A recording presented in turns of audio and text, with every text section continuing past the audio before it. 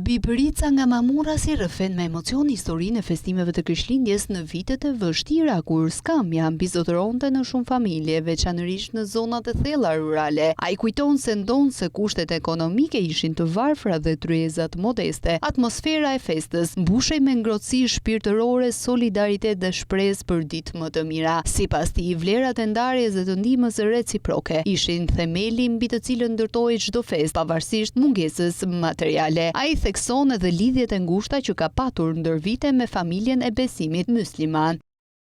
Unë vitin 1972 shkova në shkollë të mesme. Edhe në atë kohë ishim një njeri i dal nga një fshat i thellë malor dhe kuptohet që horizonti ishte më i ulë se sa i një nxënësi qytetar. Atje u lodhen nga gjitha anët e Shqipërisë. Po për çudi ose për ironi fati me thënë, unë shokët më të moshtë i kam këtë festë muslimane.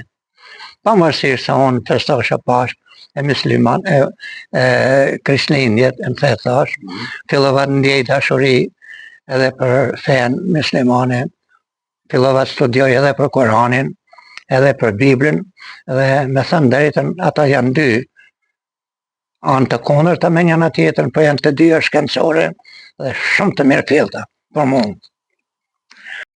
Ai bashkëjeton prej kohësh me Mirën, një vajzë nga fushkruaja e besimit islam, me të cilën nda jo vetëm jetën e përditshme, por edhe vlerat më të mira njerëzore.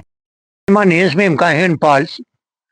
Unë kam 20 vjet që jetoj me një vajzë e një muslimani, që është një familje shumë e mrekullueshme, një familje shumë e denjë, e mbështeton mbi tabanin kombëtar,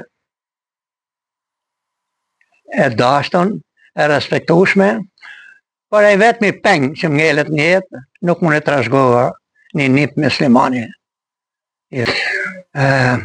Me thënë drejtën, ne katolik e festojnë të gjithë, edhe çdo katolik sot është në shtëpia vetë.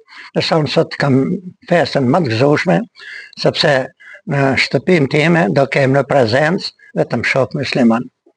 Sot më vinë miq nga Fushkruja, vinë miq nga Elbasani, vinë miq nga Dumreja, që kam kaluar shkollën në ushtrinë me to, dhe pjesën më të madhe të mysafirëve unë e kam musliman.